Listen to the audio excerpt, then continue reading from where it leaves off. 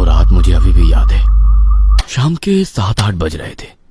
अंधेरा हो चुका था और मैं मेरे बेडरूम में बेड पर लेटा था, जो कि दूसरी मंजिल पर थी। तभी मुझे खांडिया ने आवाज लगाई, ओए चिंटू, चिंटू बाहर आ। वैसे मैं उठकर खिड़की में गया। मैंने नीचे झांक कर देखा तो खांडिया पीठ पर बैग पहने खिड़की के नीचे खड़ा था। उसने मुझे जल्दी से बाहर बुलाया तो मैं जल्दी से बाहर चला गया। खांडिया बाजू वाले फार्म हाउस के केयरटेकर का लड़का था। उसके माँ बाप उस फार्म हाउस की देखभाल करते थे। क्या हुआ, मुझे बाहर क्यों बुलाया? मैंने उससे पूछा। चल मेरे साथ, हमें खंडहर जाना है, उसने कहा और मेरा हाथ पकड़कर मुझे गेट के बाहर ले जाने लगा। लेकिन क्यों? अरे रास्ते में बता दूंगा, उसने कहा और हम फार्म हाउस के बाहर आ गए। हम लोग जंगल के रास्ते से खंडहर की ओर जाने लगे, जो कि तालाब के किनारे था। रात में जंगल में घूमना हमारे लिए कोई नई बात नहीं थी, क्योंकि उस जंगल में कोई जंगली जानवर नहीं थे, इसलिए वो सेफ था। हाथ में टॉर्च लिए खांडिया आगे चल रहा था और मैं उसके पीछे चल रहा था। चलते चलते मेरी नजर उसके बैग पर पड़ी। तब मैंने उससे पूछा कि बैग में क्या है। तब उसने जवाब दिया कि खंडहर पहुंचने के बाद वो मुझे दिखा देगा कि उसमें क्या है। कुछ देर चलने के बाद हम दोनों खंडहर के पास पहुंचे। उसके बाद वो खंडहर के बाहर एक जगह पर ठहर गया और खुश होते हुए बोला, यही वो जगह है। और फिर एक झाड़ी के अंदर घुसकर वो एक कुदाल और फावड़ा लेकर बाहर निकला। उसने फावड़ा मेरे हाथ में दे दिया और बोला, चिंटू, हमें इस जगह पर खोदना है। मैं खोदता हूँ, तुम बस मिट्टी बाजू में करना। हाँ, लेकिन खंडिया क्यों खोदना है? क्या है जमीन के नीचे? कुछ दिनों से मुझे एक सपना बार बार आ रहा है। सपने में मैं और तुम इसी जगह पर गड्ढा खोदते हैं और फिर हमें इस जगह से मूर्ति का एक सर मिलता है। अरे यार, क्या तुम भी? सपने कभी सच नहीं हुआ करते। कुछ नहीं मिलने वाला यहाँ पर, चलो वापस चलते हैं, मैंने उसे कहा। लेकिन वो बस यही कह रहा था कि उसका सपना सपना नहीं बल्कि भविष्य है। उसने मुझे दोस्ती की कसम दी, इसलिए मैं उसका साथ देने के लिए तैयार हो गया। हमने गड्ढा खोदना शुरू कर दिया और कुछ ही देर में हमें उस गड्ढे से एक मूर्ति का सर मिला, जिसके सर पर 2 सींग थे।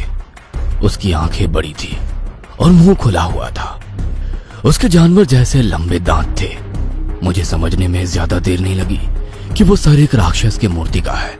उस सर को देखते हुए खंडिया बोला, देखा, मैंने कहा था ना, ये कोई सपना नहीं है बल्कि भविष्य है। हमें मूर्ति के और 2 भाग जमीन से बाहर निकालने होंगे, जो 2 अलग अलग जगह पर दफन है। उसके बाद हमने 2 अलग अलग जगह पर जमीन खोदी, जहाँ पर हमें मूर्ति के और 2 भाग मिले। एक सर से नीचे कमर तक का भाग और दूसरा कमर से पैरों तक का भाग। लेकिन मुझे विश्वास नहीं हो रहा था कि खंडिया को कैसे मालूम कि उसी जगह पर वो मूर्ति के टुकड़े मिलेंगे। इसलिए मैं इस बात पर यकीन करने के लिए मजबूर हो गया कि उसने सच में सपने में भविष्य देख लिया था। लेकिन सवाल ये था कि ये सब कैसे हुआ। मैं सोच ही रहा था कि तभी खंडिया बोला, मुझे ये 3 भाग जोड़ने हैं।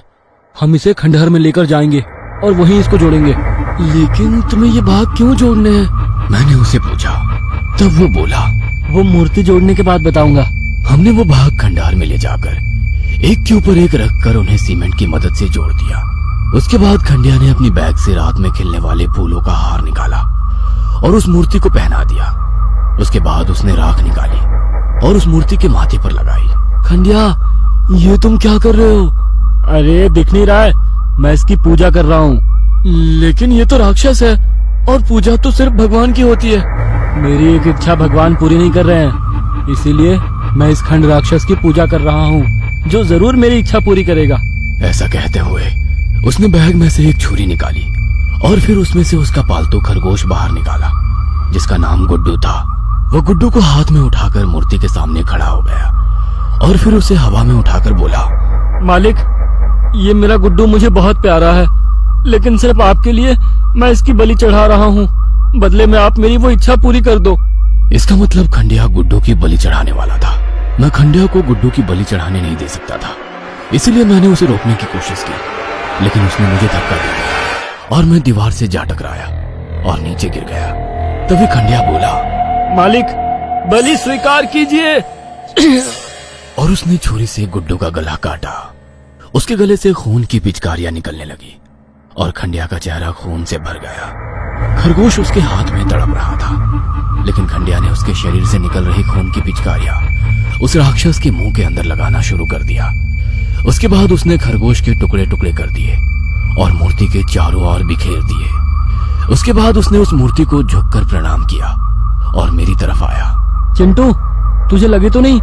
उसने मुझसे पूछा, लेकिन मैं उस पर बहुत ज्यादा गुस्सा था क्योंकि उसने अपने एक अंधविश्वास में एक मासूम खरगोश की बलि दी थी।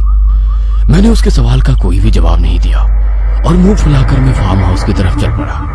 खंडिया मुझे मनाने की कोशिश कर रहा था, लेकिन मैंने उसकी एक नहीं सुनी। जब मैं मेरे फार्म हाउस में पहुंचा तो खंडिया मेरे पीछे से मेरा हाथ पकड़ा और मुझ पर चिल्लाते हुए बोला, चिंटू, तू समझ क्यों नहीं रहा है? मैंने जो कुछ किया है मेरे और मेरे माँ की खुशी के लिए किया है। गुड्डू से मैं भी बहुत प्यार करता था, लेकिन मेरे पास और कोई चारा नहीं था। तभी उसकी आवाज सुनकर उसके पिताजी वहां पर आ गए। वो शराब के नशे में धुत थे। क्यों रे रईस की औलाद, किधर मरने चला गया था? हैं? तेरी माँ कब से तेरी फिक्र कर रही थी?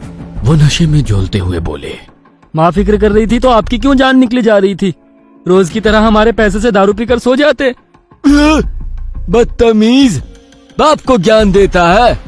ऐसा बोलकर उसने खंडिया को चपेट लगाई। मार लो, जितना मारना है मार लो, कल से आप मुझे मार नहीं पाएंगे। खंडिया उनकी ओर देखकर गुस्से में बोला, क्यों? कल मर जाएगा क्या तू? हैं? चिंटू, तभी मुझे मेरी माँ ने आवाज लगाई और वो बगीचे में आ गई। कहाँ गया था इतनी देर से? मुझे कितनी चिंता हो रही थी तुम्हारी। आई ने मुझसे कहा, कैसी हो चिंटू की मम्मी? उसके पिताजी ने मेरी आई की तरफ देखते हुए बोला। उसकी नजरें मेरी आई की तरफ किस नजर से देखती थी वो हम सब जानते थे, लेकिन आई खंडिया और उसकी मम्मी की ओर देखकर उनके गलती को नजरअंदाज करती थी। ठीक हूँ। आई ने कहा और वो मेरा हाथ पकड़कर मुझे अंदर ले जाने लगी। अरे खाना खाया क्या चिंटू की मम्मी? वो पीछे से चिल्लाए। मैंने गुस्से से मुड़कर उनकी ओर देखा। चिंटू, आगे देख, गंदे लोगों के मुंह नहीं लगते। आई ने कहा और वो मुझे अंदर ले गई। उस रात मैं बस खंडिया की बेरहमी के बारे में सोचता रहा। मैंने सपने में भी नहीं सोचा था कि खंडिया इतना बेरहम हो सकता है। गुड्डू हमारा सबसे प्यारा खरगोश था। मैं उसे बहुत प्यार करता था। उस रात मैं जैसे तैसे सो गया। सुबह किसी औरत की रोने की आवाज सुनकर मैं नींद से उठ गया। वो औरत बहुत ही दर्द में रो रही थी। उसका रोना सुनकर मैं डर गया। जब मैं होश में आया तो मुझे पता चला कि वो आवाज खंडिया की मम्मी की है और मैं भागकर खंडिया के फार्म हाउस की ओर गया। फार्म हाउस के बाहर पुलिस वैन खड़ी थी। मैं गेट से अंदर चला गया। आगे लोगों की भीड़ थी, लेकिन दाईं ओर मुझे कुछ लोगों की आवाज सुनाई दी। मैंने उस ओर देखा तो वहां दो पुलिस वाले शेरू की लाश के पास बैठे हुए पंचनामा कर रहे थे। शेरू खंडिया के पिता का पालतू कुत्ता था। उसका सर पत्थर से कुचला गया था। वो देखकर मैं बहुत ज्यादा घबरा गया। मैं सोचने लगा कि शेरू को इस तरह से कौन मार सकता है। खंडिया की मम्मी अभी भी जोर जोर से रो रही थी। मैंने भीड़ की ओर देखा तो उसमें मेरी आई खड़ी हुई मुझे दिखाई दी। मैं आई के पास जाकर खड़ा हो गया और आगे का नजारा देख मेरे रोंगटे खड़े हो गए। आगे खंडिया के पिताजी की लाश पड़ी थी। उनका गले का मांस गायब था और चेहरे पर खरोंचे थी, जेब मुंह से बाहर निकली हुई थी। खंडिया की मम्मी लाश के सामने बैठी रो रही थी।